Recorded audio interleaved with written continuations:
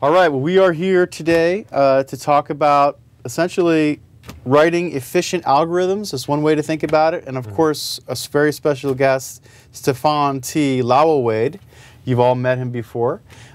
He is Mr. STL, literally. Yes, that's how I sign my mails. Perfect. So let's talk a little bit about, usually when you think about native code, one could argue that some people will target native code or to compose in native code, C++, C, to create efficient algorithms. Oh yeah, I mean, honestly, if you look at like C and C++, they're terrible languages.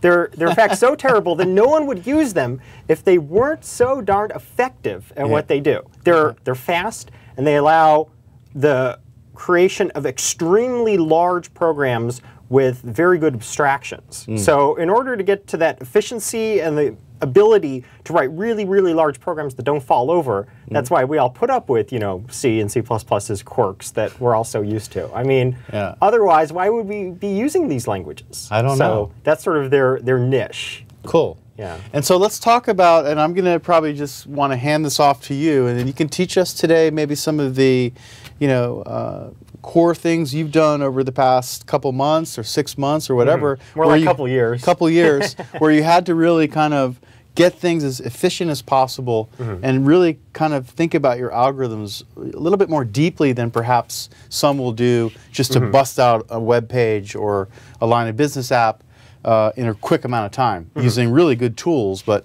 way abstract. So take it away, STL. So, all right. So my job is kind of interesting because I work on the C++ standard library. And we recently sent out on our VC blog, our developer blog, a survey that a bunch of people took asking, hey, you know, what libraries do you use, in addition to other things like, you know, what's your type of application, blah, blah, blah. And I recently saw at one of our all-hands meetings just a graph of the responses that we got. And it was actually pretty funny. There was like maybe a dozen to like 15 options that people could select. And they could select more than one type of library that they were using. And so we had like Boost and Qt and STL and ATL and OFC. And I was very surprised to see that Boost, which is an open source library, had the longest bar, by far the most people saying that they were using it. And then second place, a little smaller, was Qt, which is a graphics framework library I haven't used myself. And then all the way up, you know, like in 7th, 10th place was the STL. And that's really funny because if you're using Boost, that almost certainly implies that you're using the STL. So I think that developers aren't even aware that they're using the standard library, or if they are, they consider it something slightly different than the STL, which is the pre-standard library. There's even some people going around who say, oh yeah, call it the standard library, not the STL, because the STL was the thing that Stepanov did back in 1994 and it no longer exists. And yeah, you know, you can say that's technically correct, but in practice everyone just refers to as the part of the standard library that was derived from Stepanov's work as the STL. So what I do is I maintain the C++ standard library. I'm Microsoft's only developer doing that. We licensed its implementation from a third-party company called Dinkumware, headed by PJ Plauger, who wrote all of the C++ standard library that we use, and they continue to maintain it. We work with them. So on Microsoft's side, I see all the bugs coming in. I make sure that we're doing Microsoft-specific things correctly, like being compilable under /CLR, dealing with crazy calling conventions. That's one of my pet peeves, but I get to work on that. Doing things to integrate with the IDE, like data structure visualizers, that sort of thing. So I'm just sort of, I do little bits and pieces here and there. I get to see the implementation of the STL, and I know more about it than almost anyone else at Microsoft. But I occupy this sort of interesting position where I didn't actually write most of the code there. Interesting. So that's sort of just a day in my life of developing. So, but I mean, in some sense, though, you do understand, and in some sense, you want to ensure that whatever is there is done efficiently. Oh, absolutely. Whether it's calling, you know, some of the new APIs that are in there, or the new ways you guys deal with pointers in some cases. You taking advantage of new language features. Yes, that's a big thing for us. You want to ensure efficiency. So I mean, the idea behind, when I think of an algorithm, there's a pretty funny story here. Talk to me. In Visual Studio 2010, or VC10, because 10 is the version of Visual C++. Yeah, well, the funny thing, let's talk about 10 is the new 6. Come on, man. Our PMs started running around saying, hey, 10 is the new 6, and that's sort of our unofficial slogan. Okay. And it's for the IDE, right? The idea is that VC6 had a really fast IDE that did everything that people wanted. Sure. And that 10 was going to be going back to the basics. Good. And being really fast, really targeted for C++, blah, blah, blah. And it is. Yeah. So congratulations on that. There's lots of people saying, wow, you know, this is the best IDE that I've used in a while. But as far as the compiler and libraries go, 10 is the new 6 is completely inappropriate because 6's compiler and libraries were completely non-conformant, full of bugs, just inefficient and terrible and pre-standard. And we've actually been getting better with each major version. Like 7.1 was a big step up from 6. 8 was a big step up from 7.1. So my unofficial slogan is 10 is bigger than 9, better than 9. And so in Visual Studio 2010, one of the language features, which we've talked about before, that we implemented is called R-value references. Yes. It enables move semantics, which addresses C++'s biggest problem. You know, it's a very, very efficient language. But one of the things that C++ likes to do a little too much is copy objects. If I have a string and I pass it to a function by value, or especially if I return it by value, that's a copy. And it's going to allocate memory for the new copy, copy over all the bytes inside the string, and then go free the old copy. And sometimes you want that. Other times, you copy something only to destroy the original. And that's actually quite inefficient. So what this new language feature, R-value references, that enables move semantics does, is it lets the program and the library say, hey, I am going to copy from something, and the source is a temporary. So I don't actually need to do a copy. I'm just going to move it from point A to point B, and that's just a pointer twiddle. We set the pointer, we null out this other pointer, and we're done. And computers love doing that. They don't like copying bytes. They love just assigning a pointer.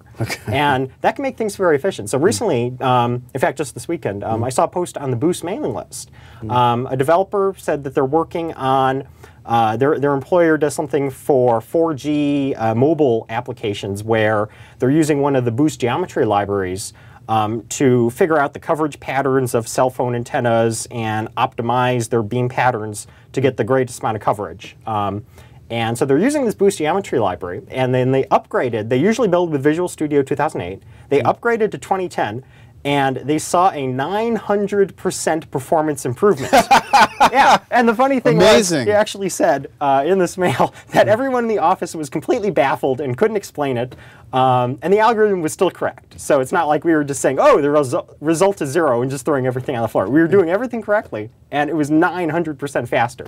Insane. And they had no idea what was causing it. But of course, it was R-value references. There was nothing else we did in 2010 that could possibly cause that performance improvement. And the best part is, they got it for free. They just upgraded, and bam, everything was faster because we did so much work in 2010 to make that sort of thing faster. let's talk about that, because let's dig into some of the efficiencies behind R-value references. And if we can, I mean, I don't know if there's a lot of IP that we're worried about. Oh no, but the best thing about what I work on is that the stuff that we're supposed to implement is all specified by an international standard. Beautiful. So, and in fact,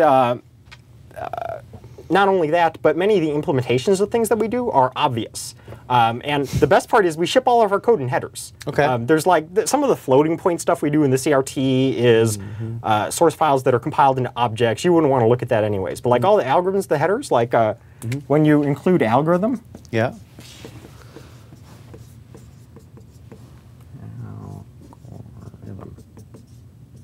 This is just a source file, and in fact, you can just open it up directly and see the implementation. Now, of course, it's full of high-powered machinery. It's ugly to look at. Just as an aside, one of the things we do is if we've got, say, some helper some function like sort that's defined in algorithm, this would be std sort. If we need to call any helper functions, they would actually not be called like this. We would. I'm not sure if this is actually one in there. I'd have to go look it up in the source. But any helper functions have to be named like this, an underscore and then a capital. And the reason why we do that is these sorts of names are reserved for the compiler and the standard library. So if a user goes and macroizes any identifiers, they won't stomp on us, and vice versa, we won't stomp on them. So as long as people don't use underscore capital names like the standard library does, we're good. Now, of course, one of the things people do is they go in our headers and they start copy-pasting code. or they'll start imitating our conventions. And that's actually bad. The whole reason we use this convention is so that we don't stomp on them, and vice versa. So the standard library imitation can be hard to read, especially if you're not used to that sort of machinery. But on another sense, it's actually saying exactly what it does, and you can see everything that it's doing, which is pretty unusual. Like if I want to call, the Windows API heap alloc, I don't know what it's doing. I can't look at the source code. But with the algorithm header, I can debug into the STL and see actually what it's doing. Excellent. So it makes us a little more transparent than usual.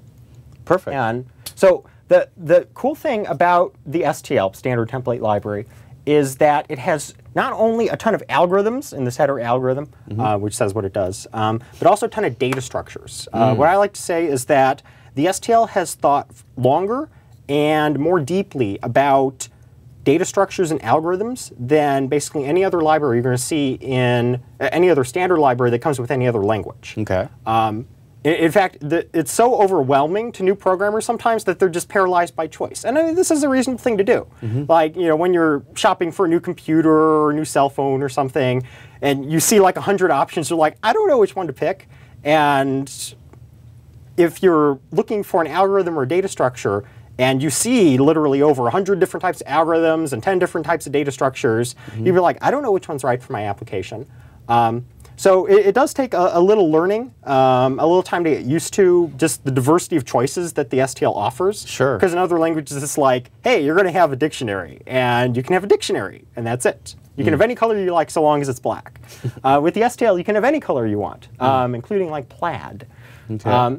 So the STL is not only concerned about absolute efficiency, but also about asymptotic complexity. And these are really two sides of the same coin. It's targeting both. And usually there's a trade-off. The STL pretty much manages to get both of them. So in terms of absolute efficiency, the wonderful thing about the STL is it all exists in headers. So if I include algorithm, or if I include vector, I'm getting header-only code. And when I instantiate it for my own data types, for example, say I have a vector of, I'm working on some arbitrary type, blah. When I say this, I'm instantiating a template. And that's all happening at compile time. Okay. So the compiler can see the whole implementation of vector. And then if I go sort this, say it's called v, if I say sort, I can't spell, sort, v begin, the end. The great thing is that not only is vector's implementation visible, but also sort's implementation is being instantiated right then and there. So you can think of it as just a bunch of template magic that happens. And when it all gets expanded by the compiler, it's as if you had written the sort algorithm directly. So if the code to compare blahs is very small, it will be inlined right then and there. And this is a major advantage that the STL has over things like qsort in the C standard library. Qsort takes a function pointer, but traditionally compilers have not been able to optimize through function pointers. Sometimes they can, but often that's a brick wall to inlining. And when you get inlining, especially for cheap things like comparators, the STL can actually be faster than the equivalent C code. So that's the STL's focus on absolute efficiency. In fact, the funny thing is many libraries rely very heavily on virtual functions and inheritance, and they're very powerful for things that happen at runtime. But when you're doing everything at compile time, you can avoid virtual functions entirely and get full inlining. And that's very much the philosophy of at least the thing that I consider the STL. Then there's this whole IO streams thing in the standard library. That's got lots of virtual functions. But when you're working just with the algorithms and core data structures, everything is really templates, header-only code, that sort of thing. And static. And, well, static in the sense of being compiled into your binary, not necessarily the keyword. Oh yeah, of course. Static. That's what I mean. Yeah, definitely nothing to do with that. The great thing about C++ static versus dynamic. There's so many keywords and so many concepts. Like if you say set, are you talking about just the mathematical idea of a set? Or are you talking about std set? I often run this problem with the new class function. There's in C++ OX, the new C++ standard, there's something called std function. The problem is that function is an ordinary word too. So I usually have to say std : function in order to make it clear what I'm talking about. Now, in that case, what you're talking about is what? So the neat thing about function is this can be very useful when you're writing algorithms, is that function is very special. And this is something that's actually quite difficult to write by hand in full generality. The other great thing about the STL is that we write the code, so you don't have to. So if you have a std function, say I'm going to make it int, it looks like this. Okay. F. So what f is it's a wrapper around a function that takes an int and returns an int. And this can be given anything. It can be given function pointers. It can be given function objects. It can be given lambdas. This is the new feature in 2010. Yes. It can even be given things like bound function objects and so forth. And all you do is you say, like, f is a lambda that is going to take an int n and return n times 5. And you can assign or construct this std function with anything that's really callable, including not just lambdas, but also plain old functions and traditional function objects. And what's happening here is a cute little trick. This function object here, this lambda, is some unspecified type whose type you can't even mention. And when you assign it to a std function, it forgets the type, but it remembers the signature, taking an int and returning an int. And then later on, you can go call this without even knowing that it was constructed or assigned from this lambda. And so this sort of bit of type forgetting or type erasure is very clever and very difficult to write by yourself in full generality. But it can allow you to say separately compile something that takes some arbitrary std function, and then later someone else can decide what to call it with. And this fits with the mix and match philosophy of the STL. And this is the other thing that distinguishes C++'s STL from other libraries, is that it's ridiculously customizable, but it doesn't force you to make all of those choices. So like if I'm sorting a vector, by default it compares things with less than. So if x is less than y, so if I'm sorting a vector of ints, I could end up with 1, 2, 2, 2, 4, 6, 10, something like that. And so every element is either less than or equal to the element that succeeds it. But I'm not restricted into using less than. I can give it the opposite comparator. If I call std sort vbegin, vend, and I say greater of int, now I can sort my vector in reverse. So I would end up with 10, 6, 4, 2, 2, 2, 1. Okay. So std sort doesn't care how it's comparing elements. That can be customized. And it doesn't even care what elements it's operating on. Sort works equally well with ints, strings, arbitrary objects, other STL data structures. You could have a vector, vectors. Sort just doesn't care. It's written in a completely general manner.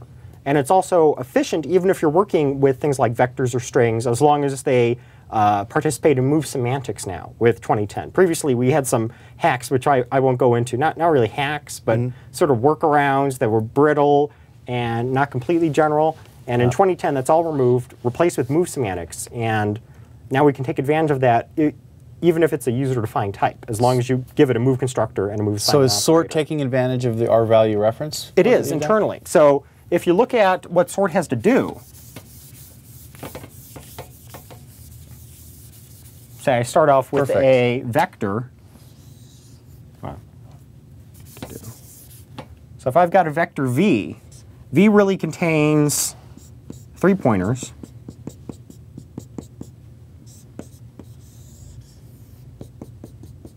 Memory. Yeah, and suppose that I have so this is a vector of string. Okay, these pointers point to this and like this. So if I have a vector of strings, each of these strings, I won't go into their representation, but you can think of them as just pointers to strings somewhere in memory. Okay. This could be like, foo, bar, and so forth, up to meow. And when we sort this vector of strings, we have to swap elements. So if we're sorting this alphabetically, bar has to come before foo. So what previously, if you wrote this completely naively, what we would have to do is we would have to copy bar into temporary memory. So create a copy of bar here, and then copy this over here, the other way around. We would have to copy foo over here, and then copy bar over here, and then destroy this. So lots and lots of memory copying. That's actually pretty inefficient. Now with either the clever imitations that we did in 2008 or the new move semantics machinery, we had foo here, we had bar here. All that we do is we store an extra pointer to bar, and then we end up, actually, it'd probably be easier if I just show it like this, ignoring the temporary. All that we do is we swap the pointers. So we say yoink, yoink. And so bar is here, foo is here, and we didn't actually move these blocks of memory. Now when the strings are just 3 characters, it looks pretty inexpensive, but you could imagine these strings could be URLs, paths, long strings that could be like a kilobyte or more, 10 kilobytes, and swapping that could be actually quite expensive. Whereas if we swap just the pointers, it can be very efficient. And now we do that for free in the sense of every STL object has the move semantics enabled, and users can easily write their own member functions that do that. Now, one of the things that they just voted into the C++OX working paper is a specification that allows move constructors and move assignment operators to be automatically generated for classes as long as they obey certain patterns. That hasn't been implemented yet. It was literally voted into the working paper as we released Visual Studio 2010. But eventually we'll get that. And it'll be completely backwards compatible in the sense that some types will just start automatically benefiting from move constructors. So that's one of the things that the STL does for just absolute efficiency, avoiding these unnecessary copies. But the other great thing about the STL is that it really focuses on asymptotic complexity. And this is sort of one of my pet peeves. When people try to write their own data structures, they'll often ignore what happens when the number of elements increases. So imagine that I'm writing a flexible array. I'm going to call it flex array. Okay. And I'm just going to give it a pointer and a length and then a capacity.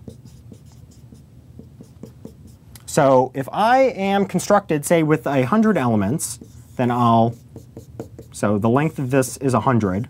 The length could say 100, and the capacity could say 100. Now what happens if I add an extra element? This is a flex array, so I'm not restricted to a set amount of elements at compile time. If I add another element, and one of my guarantees in my flex array is that all elements are contiguous, well, I ran out of memory. So I need to allocate new memory. I'll need to copy my existing elements over and then repoint my pointer. But the question here is, how many elements do I allocate? And for some reason, when programmers are doing this by themselves, their first impulse is to add a fixed number of elements. Often the favorite number seems to be 10, sometimes 1,000. Imagine that it's 10. I would end up allocating 110 elements, and I would copy over my existing 100. I'd add in the new element here, and then I have slack space for 9 elements, so my length would be 110 now, or sorry, my length would be 101, and my capacity would be up to 110. This is cool, right? Because we're avoiding consuming extra memory. Actually, it's not cool. Because no, it's not. If you add a constant number of elements and you insert n elements, the total amount of time that your program will spend is n squared, quadratic complexity. And that's because you have to copy all elements over. So if you think about just pushing back a single element at a time, we have to copy 100 elements, and then when you get up to 110, we have to copy 110 elements, and then we have to copy 120, and so forth. And if you add all of this up, it ends up being proportional to n squared. N squared is an extremely bad complexity. If people have taken computer science and haven't slept through all the courses, they'll know this sort of intuitively. But not all programmers go through a computer science education. They'll go through engineering, or they'll just learn on the job. Or they'll go through math. Yeah, or they'll go through math. and these just focus on different things. Sure. So they can be excellent in the areas that they're working on, but when it comes to things like algorithms, which are very much computer science's domain, things like asymptotic complexity are sort of lost to them. Once I brought this up in a meeting, and one of the testers said, "What's that O notation that you're using?" And he just hadn't been exposed to it, and that's cool. But when you're working on algorithms, you really want to at least consult with someone who knows this sort of thing. So the bad thing about quadratic complexity is that it ends up leading to programs that hit a brick wall. So if I'm processing email messages, well, say that I've got some search that's proportional to n squared, number of messages in my inbox. That may be fine when n is 100, because 100 squared is just 10,000. But what if I have 1,000 messages in my inbox? Now it's proportional to 1,000,000. What if I'm one of those people who keeps everything in their inbox, and now my inbox is 10,000 messages? Hey, why is my computer locking up? Yes. That sort of thing. All because of this poor choice of this very, very small thing in this data structure. Now, what the STL does is, of course, it says this is unthinkable. So here, it's not called flex array, it's called vector. People sometimes say, oh, vector doesn't really say what it does. Maybe it should be called something like dyne array or flex array, but that's just the name that it has. And when it decides to grow, the C++ standard actually mandates that it not grow by some constant factor, but that it grow by a multiplicative factor. So if my length is initially 100 and I insert an element, it must grow proportionally. And the constant that we choose in our implementation is 1.5. So we would actually allocate 150 elements, copy them all over. And if you work out the math, this is really a classic computer science question. As long as you're allocating something like times 1.5 or times 2 or any fixed multiplicative factor, then the amount of time that inserting n elements one by one will take is actually linear. It's called amortized constant time per insertion. So every once in a while, an insertion will be a little slower than usual because you've got to copy all of these elements. But if you work it out, there's a constant number of times that elements will be copied because you're just getting larger and larger blocks. So in one sense, someone who's new to this sort of analysis would say, whoa, why are you allocating so much memory? You're wasting space, and won't this be less efficient? But it's actually more efficient. It's actually so efficient that vector is sort of the data structure of first resort. If you don't know what data structure you want a vector, because it's insanely efficient, not just in terms of asymptotic complexity, but also because it's contiguous. And this is, again, the STL's focus on both absolute and asymptotic efficiency. Processors love elements that are contiguous in memory. If you're iterating through a vector, processors love seeing them right next to memory, one after another, because they can cache it. So once you're reading the 100th element, it can already load the 100th and 1st into the cache. Whereas if you've got a data structure like a linked list, which the STL also has, I'm drawing them next to each other, but they could actually be anywhere in memory. So, and I don't know where this element is until I've read this pointer here. So processors, they're okay with this sort of traversal pattern, but having everything be contiguous in memory is not only more space efficient, it's more time efficient. Absolutely. So that's one of the reasons why vector is great if you don't know what data structure you want. So vector is, let me just draw a little, nice and contiguous. And then this is one of the things that always trips up newcomers to the C++ standard library is they often say, I want a list of elements, because they're just thinking in English terms. And they're like, oh, look, std list, this is what I want. And they actually don't want std list most of the time, because list is actually a doubly linked list. And I believe that .NET has introduced further confusion because their iList is actually random access. The STL uses list to mean a doubly linked list. And the reason why you would ever want to choose a doubly linked list is because it's more efficient when you want to insert an element into the middle.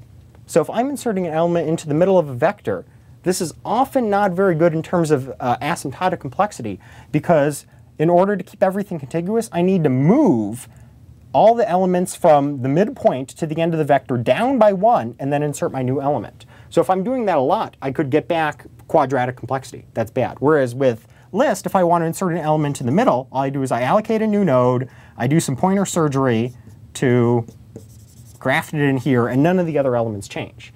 So I've actually never had to use std_list myself. This is funny. In all the programs that I've written, except for test programs and demo programs, I've never come across a case where you actually need to be able to insert things into the middle.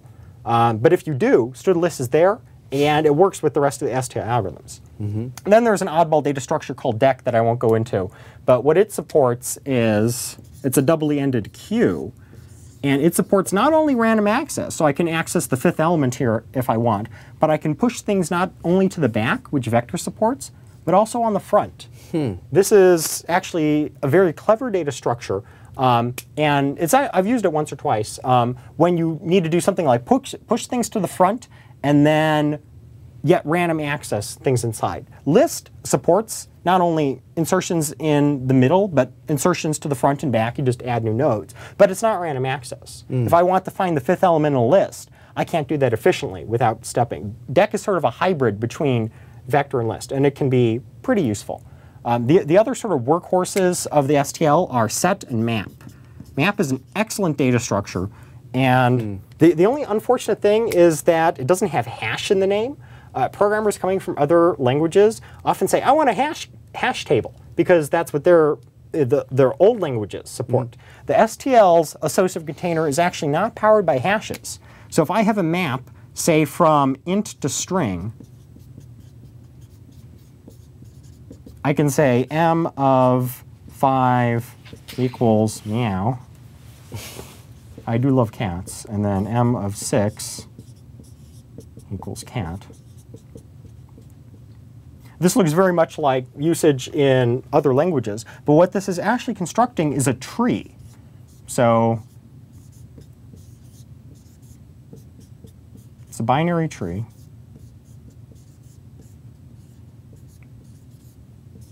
And every node of the tree has a pair, one part of which is an int, and the other part of which is a string, in this case. And it's ordered by the key. So this would be the key, k, and then the value type, v. Okay. And the thing about map is that it has logarithmic complexity for most operations. So if I want to look up something, well, this tree is a binary tree. So in order to find a leaf, I only have to spend order log n time looking it up. And if I want to insert a node, I need to find where to insert it, and then I do rebalancing of the tree, and again, that takes order log n. It's a classic computer science data structure, and it's also a classic example of something you would never, ever want to write yourself. You can look at the math header if you want, but the code to mark nodes as red and black and to rotate them around is horrible. It's terrible to write. It's easy to get wrong, so this is one of the great things to put in a standard library. So its implementation is terrible, but it's terrible to look at. But its use is very simple. And it can be plugged into STL algorithms very easily. Excellent. So what I like to say is when you're writing an algorithm, you need to have the right sort of fundamental building blocks. And once you have those, then you can achieve most things simply by putting them together properly. I found just writing my own programs that just throwing vector and map, and also the occasional set and list and things like that, DEC, I've never used list myself, combined with STL algorithms can achieve maybe 95% of things that I need to do. Then there's other algorithms that you need, but those can often be treated as black boxes that you can get from a library. Like if you need a cryptographic hash, you just find some library that implements, say, SHA 256, and you're done. You can just treat it as, I've got a black box, in goes data, out goes hash. And you don't need to know anything that goes on the inside. Whereas with something like vector and map, you don't really need to know their implementations, but it is almost critically important that you at least know the vague outlines of their implementation. That vector is sequential, that it's contiguous, that inserting in the middle will cause this reallocation at the end, and the STL will help you, but it can't help you if you don't know the first thing about any of these data structures.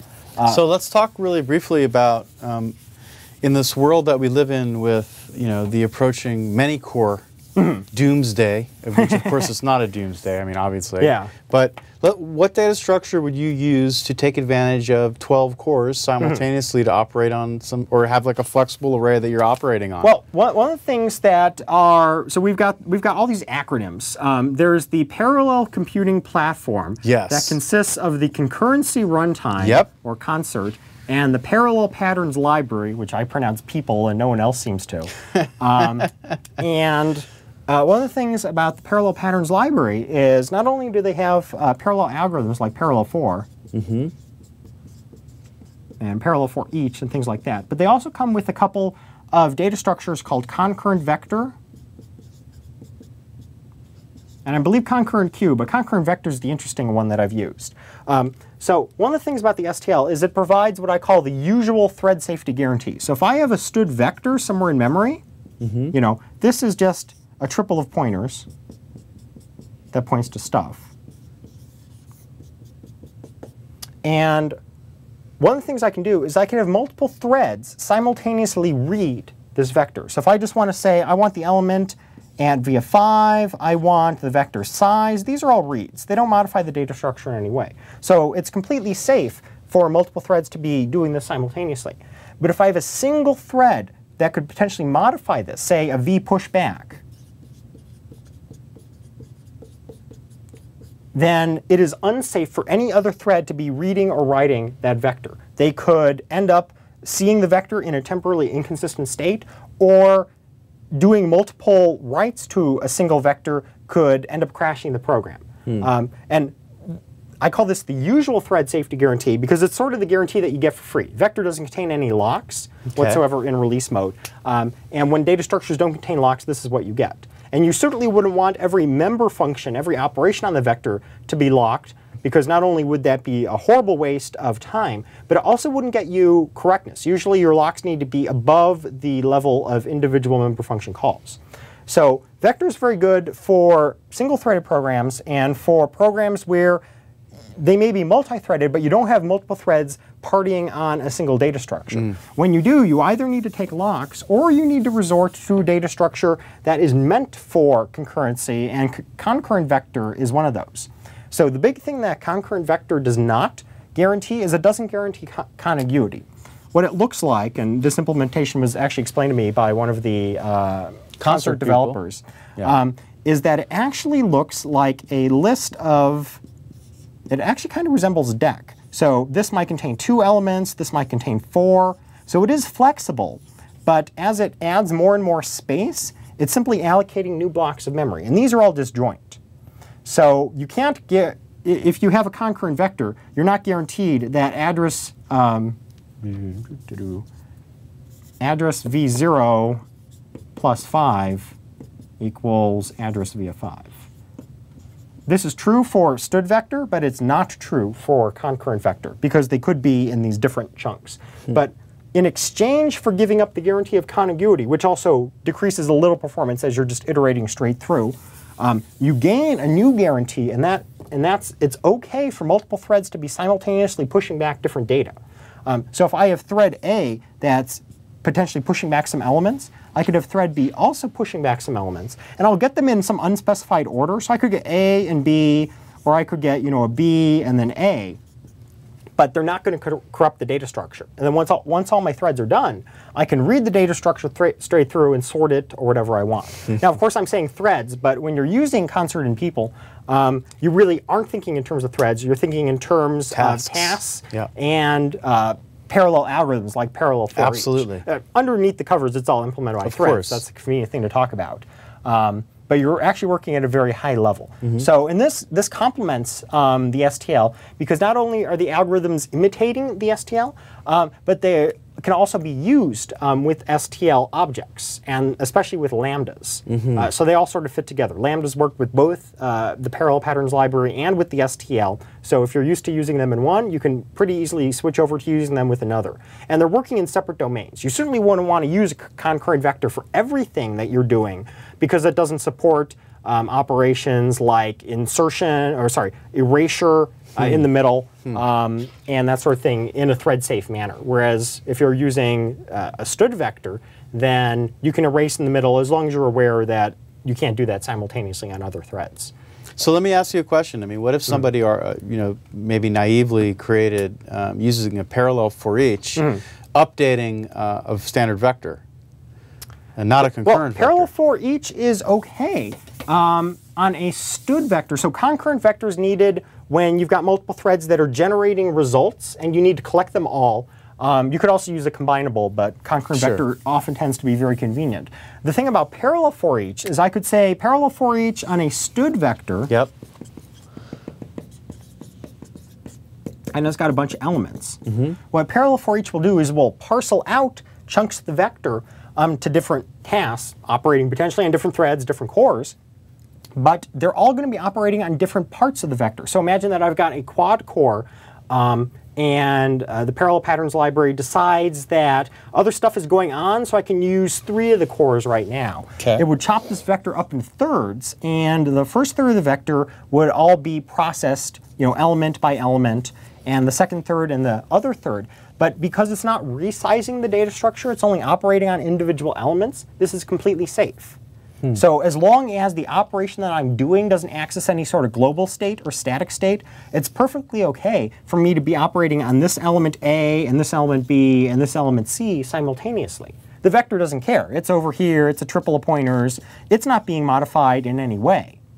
So as long as the elements can cope with being modified simultaneously, different elements. So as long as they're not referencing some shared global state, it's completely cool. And it's contiguous. Yeah, and in this case it happens to be contiguous, but it would work fine if it was a stood deck or even a stood list. So one of the interesting things that Concert does is this parallel for each is specified as taking forward or better iterators. So a little bit about the iterator categories. You've got input iterators, you've got forward iterators, you've got bidirectional, and you've got random access. In the STL, we abbreviate these to like BiDi and RANIT access. Okay. And then you've also got output here. Looks like this. And then you can think of having an even more powerful category down here called contiguous. The STL doesn't formalize this, but implementation-wise, we often want to detect this. So things that, iterators that are random access can be used to say, oh, I want the 5th element in constant time. Iterator operations really have to be constant time because they're multiplied by n, the number of elements. So imagine that I had a list, say I've got a stood list. I could implement random access iterators that would allow me to get, say, to the 3rd element, but they could only do that by hopping from the 1st to the 2nd to the 3rd. So if accessing an element is order of n, and I do something n times, say I'm operating on every element of the list, hey, I've got n squared again. That's really bad. So what the STL does is saying, I'm only going to provide operations that are efficient, and this could cause iterators to be weak or powered, but that's okay, because that's really the power of the data structure that they're exposing. So things like vector are random access. Vector's actually contiguous as well. Stood list is BiDi. If you have a forward list, this is a singly linked list in C++ OX. That's forward. And then input iterators are things like iStream iterators that you can see the input once, but it's not being stored anywhere persistently. So if you look at parallel for each,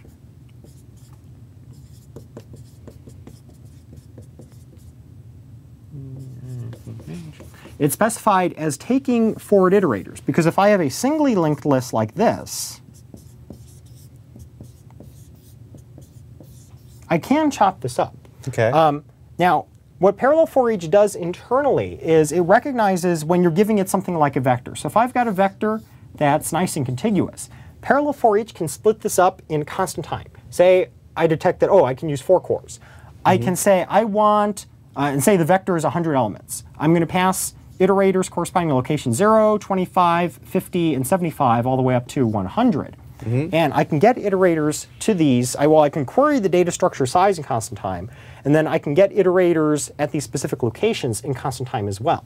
And so I spend a constant amount of time chopping up the vector into fourths, and then I send them off to my different tasks operating on different threads, and I get essentially linear speed up, assuming that everything else doesn't have bottlenecks. Sure. Now, if I call parallel for each with either a forward list or a std list, something that's node-based, I can't chop up the data structure immediately in constant time. I do have to traverse. So I've got a single thread, in this case it really is a thread, that's hopping along each node, and once I find, oh, the data structure contains 100 elements, and I've taken 25 hops, I'm going to send this off to one task. I'm going to keep hopping along nodes and spin up other tasks as I reach more and more nodes. I don't get quite a linear speed up in terms of the number of cores, but I still get a speed up because I can have the first task operating on a good chunk of elements before sending another task to go process another chunk of elements. And internally, parallel for each detects all of this by overloading helper functions on the power of iterators. So this is actually a pretty fancy trick that the STL uses. If you have an iterator, imagine that I've got template, type name, and the funny thing is I had recently read a white paper by Herb Sutter who was talking about evolving iterator categories. And one of the bullet points in his paper was that you couldn't do this trick that I'm about to show you. Okay. But in the STL implementer world, which is what I live in, this trick is just second nature to us. Okay. So I guess it's not as widely known as it really ought to be. And so, of course, I told Herb, hey, we can actually do this thing. You said it was impossible. And he was like, oh, that's cool. So I've got template type name, forward it, and some return, and then parallel for each, or my algorithm. So my algorithm.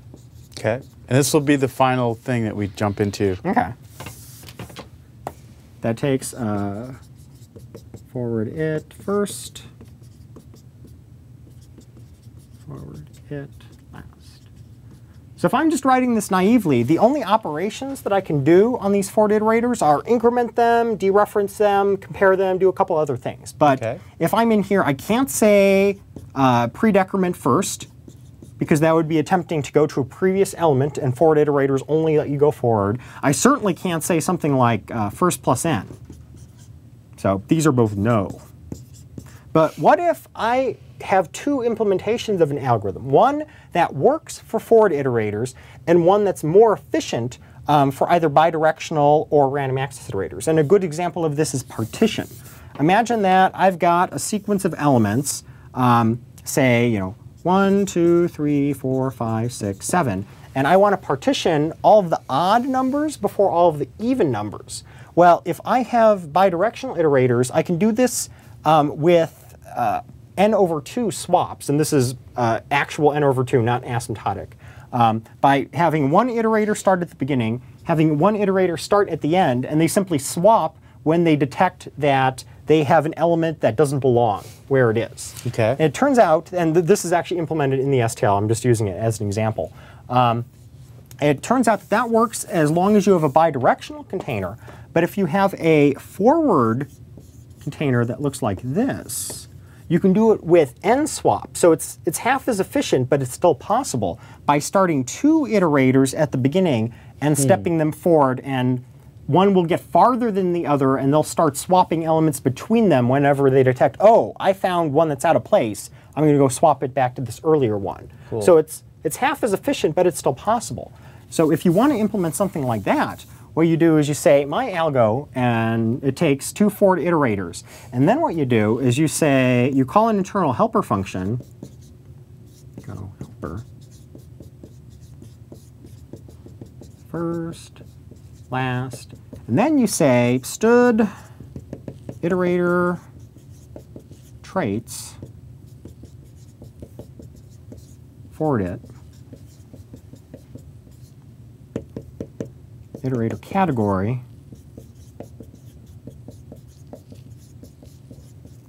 right.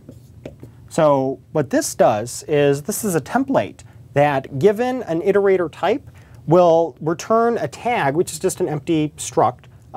It only exists for the purposes of its type, that says how powerful the iterator is. And the STL defines bidirectional iterator tag, random access iterator tag, and all of the STL iterators are tagged appropriately with this. If you're writing a custom iterator, which is something that's pretty rare, but people do it from time to time, especially libraries like Boost, one of the first steps you have to take is appropriately tagging your iterator with this level of power, because we can't deduce it otherwise without C++ OX. Tag your iterator, bro. So once it's appropriately tagged, you can define a myalgo helper that looks like template, type name, forward it, blah, blah, blah.